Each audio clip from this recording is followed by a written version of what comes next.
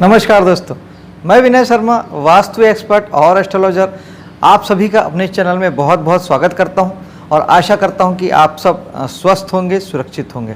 दोस्तों, जिन्होंने मेरे चैनल को सब्सक्राइब कर लिया है उन्हें बहुत सारा धन्यवाद और बहुत सारी शुभकामनाएं। जिन्होंने नहीं किया है उनसे हाथ जोड़ के विनम्र निवेदन कि प्लीज़ मेरे चैनल को सब्सक्राइब कीजिए, वीडियो को लाइक और शेयर ज़रूर कीजिए। दोस्तों, बात करते हैं धनु लग्न की और मई के महीने की। तो सर्वप्रथम ये जानते हैं कि आपका इस पूरे महीने आपका मन कहाँ पे होगा, आपका व्यक्तित्व कहाँ पे होगा, आपकी ऊर्जा कहाँ लगेगी और बेसिक रूप से, आधारभूत रूप से आप पूरे महीने कहाँ पे इन्वॉल्व रहने वाले हैं। लग्नेश बृहस्पति आपके पंचम भाव में बैठे हैं, यानी कि अगर आपकी संतान है तो आपकी ऊर्जा संतान के पीछे लगने वाली है। अगर आप कला जगत से जुड़े हैं, नृत्य से, गीत से, संगीत से, चित्रकारी से, पेंटिंग से या किसी भी प्रकार की कला की किसी भी विधा से जुड़े हैं तो वहाँ आपकी ऊर्जा इस पूरे महीने लगने वाली है। अगर आप युवा हैं तो कहीं ना कहीं प्रेम प्रसंग में आपकी ऊर्जा लग सकती है। प्रेम प्रसंग आपके परवान चढ़ सकते हैं या आपके साथ वैसा कुछ घटना हो सकती है। और इसके अलावा शिक्षा का भाव है हमारा पंचम, तो जो लोग भी एजुकेशन से जुड़े हैं, शिक्षा से जुड़े हैं, जो बच्चे हैं जो पढ़ाई कर रहे हैं, उनका मन कहीं ना कहीं शिक्षा में लगेगा, बहुत अच्छी तरह लगेगा और आप शिक्षा में अपना कुछ बेहतर कर पाएंगे। आगे चलते हैं। विशेष रूप से हमारे व्यक्तित्व के बाद बारी आती है धन की, कि हमें जीवन में धन कितना आएगा जिससे हम अपनी जीविका चला सकें या अपनी रोज़मर्रा की ज़रूरतें पूरी कर सकें। तो धन के स्वामी शनि तीसरे भाव में चले गए हैं। तीसरे भाव में शनि का जाना मतलब धन आपको तीसरे भाव की चीज़ों से आएगा, तीसरे भाव के काम करने से आएगा, तीसरे भाव के जो चीज़ें होती हैं। लाइक है, तीसरा भाव होता है हमारे साहस का, हमारे पराक्रम का, हमारे प्रयासों का, तो वहाँ से आपको पैसे की प्राप्ति होगी। तीसरा भाव इंटरनेट का होता है, डायरेक्ट मार्केटिंग का होता है। तीसरा भाव कमीशन का होता है, दलाली का होता है। तीसरा भाव होता है यात्राओं का। इन सब के माध्यम से आपको बहुत अच्छे धन की प्राप्ति हो सकती है। अगर आप अपने काम में, नौकरी में या बिजनेस में, अपने काम में अगर यात्राओं को शामिल करें तो वहाँ से आपको अच्छे लाभ की प्राप्ति हो सकती है, अच्छा फ़ायदा आपको हो सकता है। यानी इस पूरे महीने आपको तीसरे भाव से जुड़ के काम करने में आपको काफ़ी हद तक धन की प्राप्ति आपको हो सकती है। छोटे भाई बहनों को भी रिप्रेजेंट करता है तीसरा भाव, छोटे भाई बहनों से आपको धन की प्राप्ति हो सकती है। और अगर तीसरे भाव की ही बात करें तो तीसरे भाव में शनि अपने मूल त्रिकोण राशि में है, जो कि उस भाव को वो बलवान करते हैं, ताकत देते हैं। तो तीसरे भाव की चीज़ें बनी हुई रहेगी। शनि अगले 2.5 वर्ष उन्हें मजबूती प्रदान करेंगे, यानी आपके साहस को, आपके पराक्रम को और आपके प्रयासों को। यानी आप बहुत सारी मेहनत करने वाले हैं, प्रयास करने वाले हैं, लेकिन अगर आप ये सब नहीं करेंगे, क्योंकि शनि जहाँ होते हैं, जहाँ देखते हैं, वहाँ के प्रति आपको ये सचेत करते हैं कि आप वहाँ के लिए अनुशासित हो जाएं, ज़्यादा मेहनत करें और ज़्यादा ध्यान देवें। तो आपको तीसरे भाव के काम अगर करते हैं तो आपको वहाँ ज़्यादा ध्यान देने की ज़रूरत है। और अगर आप तीसरे भाव के काम नहीं भी करते हैं तब भी आपका साहस, आपका पराक्रम ज़्यादा से ज़्यादा होना चाहिए, प्रयास आपके बहुत होने चाहिए।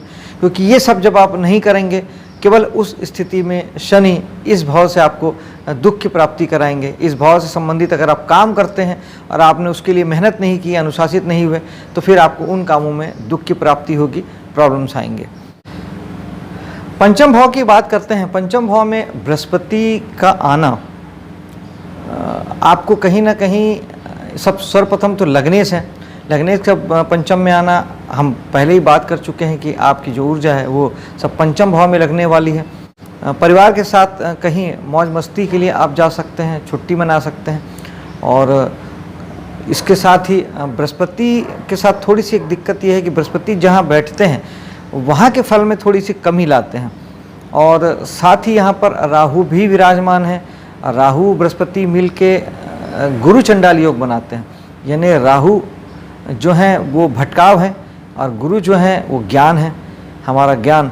तो उसे भटकाने का काम, हमें भ्रम में उलझाने का काम राहु करते हैं। तो ये राहु जब तक यहाँ पे हैं अक्टूबर के महीने तक, क्योंकि बृहस्पति भी साल भर के लिए आपके पंचम भाव में है, राहु अक्टूबर तक हैं, तो इसलिए आप राहु का उपाय जरूर कीजिएगा, क्योंकि पंचम भाव हमारे दिमाग का होता है, हमारे माइंडसेट का होता है, हमारी सोच समझ का होता है, हमारे ज्ञान का होता है। तो इसलिए बहुत ज़रूरी है कि हमारा दिमाग व्यवस्थित रहे, शांत रहे, सही ढंग से सोच पाए। इसलिए आप कहीं ना कहीं आप राहु का मेडिटेशन ज़रूर करें और सूखा नारियल बहते हुए जल में बहाएं, ये राहु का एक अच्छा उपाय हो जाएगा। चाय कॉफ़ी बहुत दोस्तों को पिलाएं, ये भी राहु के लिए एक अच्छा उपाय है। और सूर्य यहाँ 15 तारीख तक होंगे। सूर्य भाग्येश है, तो भाग्येश का पंचम में बैठना, त्रिकोण के स्वामी का त्रिकोण में बैठना, ये शुभ फल है। और अपनी उच्च राशि में सूर्य है, तो कहीं ना कहीं आपके संतान के जीवन में मान सम्मान प्रसिद्धि बढ़ने वाली घटनाएं होंगी।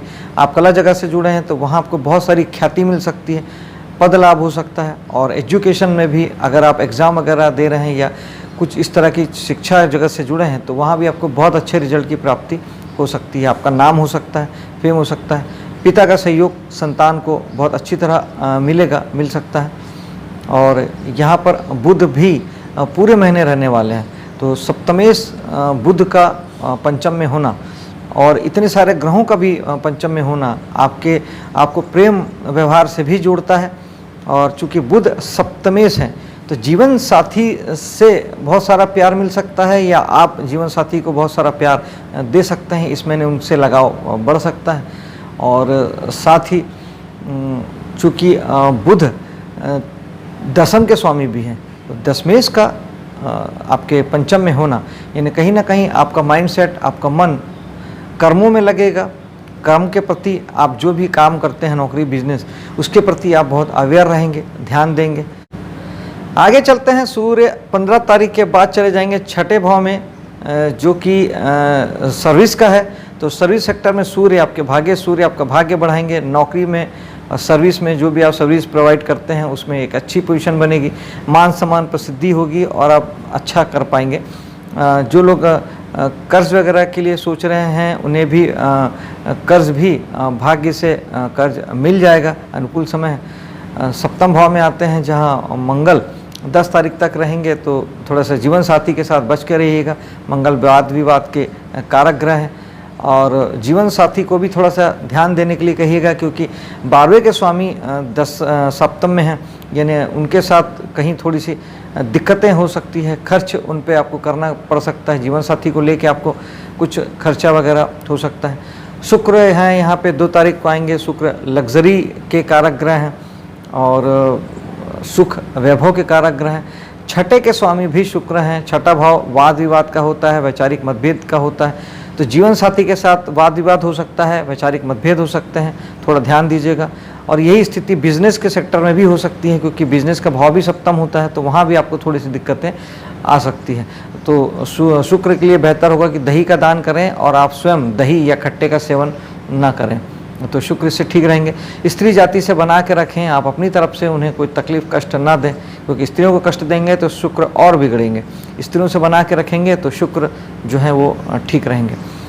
आगे चलते हैं अष्टम भाव की ओर, जहां मंगल 10 तारीख के बाद आएंगे।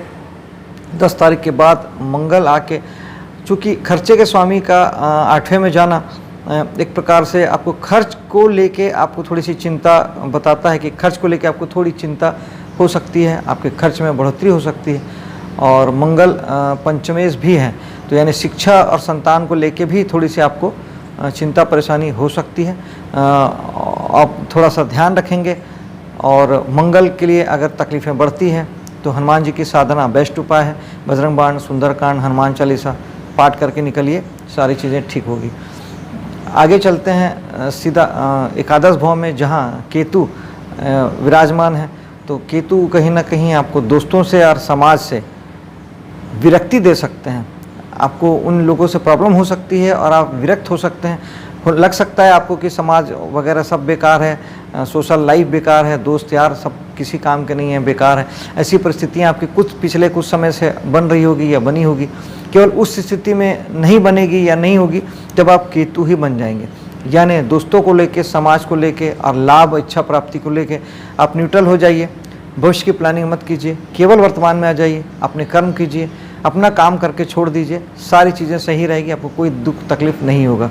केवल तभी तकलीफ होगी जब आप इन सब से अपेक्षा लगाएंगे या प्लानिंग करेंगे, सपने सजाएंगे या उनके साथ जुड़ के कुछ करने की सोचेंगे। बेहतर है कि यहाँ के लिए योगी बन जाएं एकादश भाव के लिए। और केतु का ज्योतिषी उपाय, खट्टे मीठे फल का दान, चेक प्रिंट के कपड़े का दान, चाहे वो रुमाल के रूप में हो, और गणेश जी की साधना से केतु ठीक हो जाता है। खर्च की बात हम कर चुके हैं कि मंगल अष्टम भाव में हैं, तो वो कहीं ना कहीं, और मंगल चूँकि नैसर्गिक देह के कारक हैं, तो अपनी सेहत का भी ध्यान रखिएगा, शरीर का ध्यान रखिएगा, वाहन वगैरह संभल के चलाइएगा, क्योंकि मंगल एक्सीडेंट के कारक भी होते हैं और 8वां भाव भी एक्सीडेंट का होता है। आपका महीना शुभ हो, सफल हो, इसी कामना के साथ मैं अब आपसे विदा लेता हूँ। मेरे वीडियो को लाइक शेयर कीजिएगा, चैनल को सब्सक्राइब कीजिएगा। मिलता हूँ अगले वीडियो में, तब तक के लिए जय हिंद।